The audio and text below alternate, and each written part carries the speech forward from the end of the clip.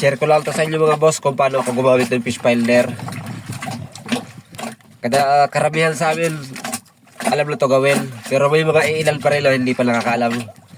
I-share ko na lang para pares tayo may advantage sa pag-iisda gamit ang ganitong klase ng fish finder.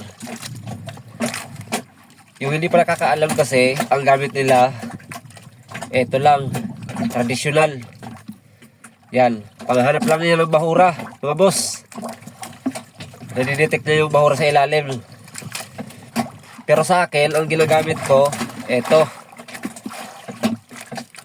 traditional plus waypoint map. Yan. Ang advantage nito mga boss, habang naghahanap ka ng bahura, alam mo kung saan ka pupunta. Yan o. Saan nakatutok yung bangka, saan yung uwian.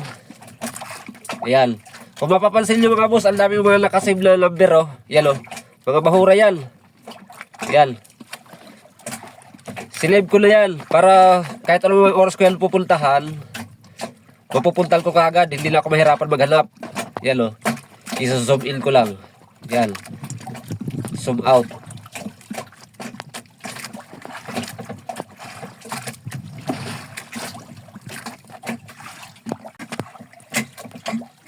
Isang pindot mo lang dyan boss sa location sign. Yan o. Isang pindot mo lang yan dyan. Masasave na yan. Subukan natin.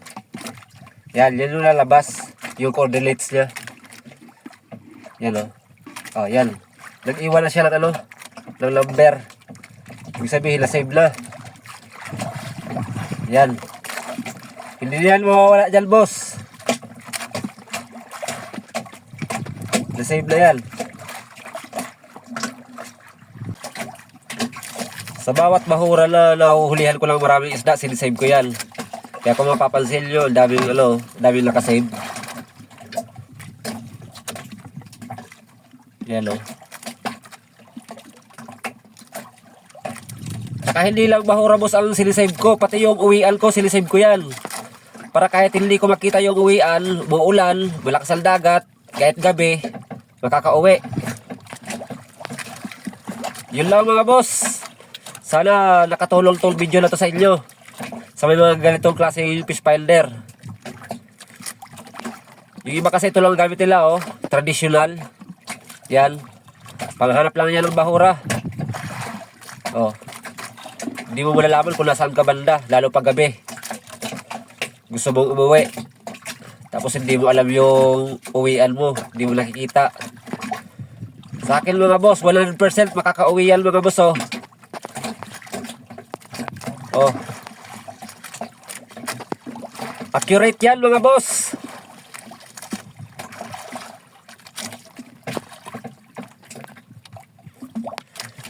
Thank you at ingat po tayo lagi sa pagpapalaot.